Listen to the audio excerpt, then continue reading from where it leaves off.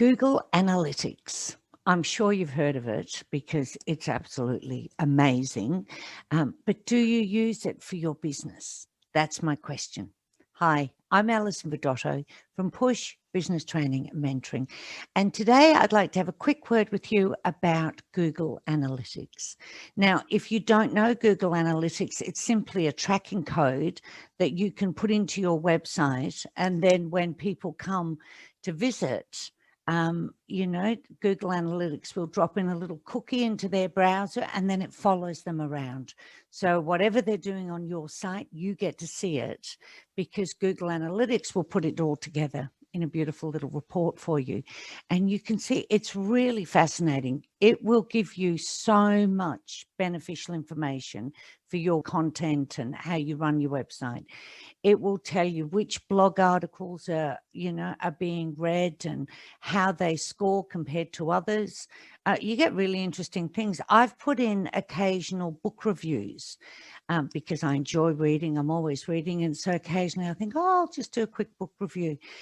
They perform so well on my website. So it's one of those things that I keep thinking, I must do more. I must do more of them. So it will give you feedback and it will help you to create content.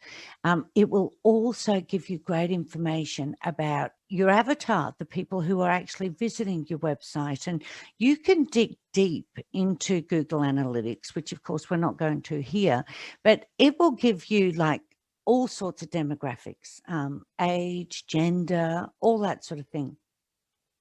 I just put together a masterclass for the members of my Thrive community about Google Analytics, and we looked at Kajabi Analytics too, because that's where my conversions take place. But in my website, it's interesting because it's all organic traffic. So I get a real comparison, to where I send my paid traffic, which is interesting too. So it's just win-win-win with Google Analytics. So I really do urge you to install it if you haven't. And if you have, look at your data regularly, at least once a month. Take a bit of a look and set some time aside. You can, like I said, you can dig really deep and have a look at what's really happening. Now, one of the metrics that I will mention to you is the bounce rate. Now, the bounce rate means that they came and they left. They didn't do anything else. They didn't click on anything. They didn't buy anything. They didn't, opt into anything. They came and they left. And if that's really quick, then it tells you that something's up. They're not finding what they want on your website.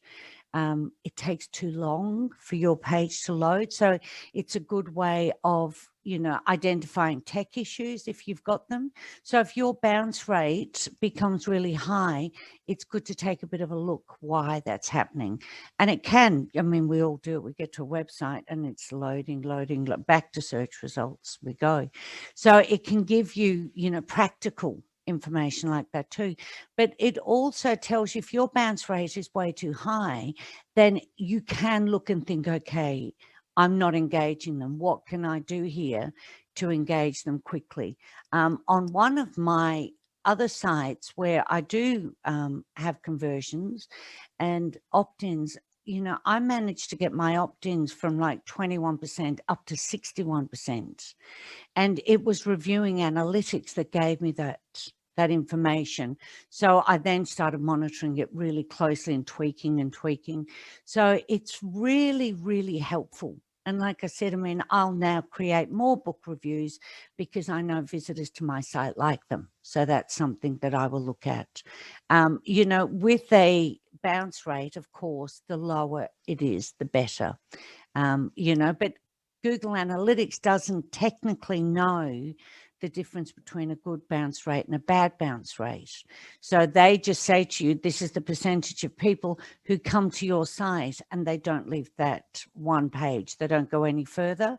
And of course, if you've got a one-page website for whatever reason, whether it's a blog or you might have it because you're launching and that's your masterclass page, then the bounce rate's going to be really high, but it doesn't necessarily mean it's a bad thing. So that's just worth bearing in mind. And like I said, you can tweak it to see what's going on. So what is a good bounce rate? Well, according to my research, 40 to 60% bounce rate is average. And it's, what happens. Ideally, you'd like to have your bounce rate below 40%. And if it's above 60%, then you want to work to get it down if it is a bad rate for you. So like I said, it can mean tech issues. You may have a one-page website, so it can mean other things. But if you have a look and you think, I need to actually get that bounce rate lower, you've got a number of things you can do.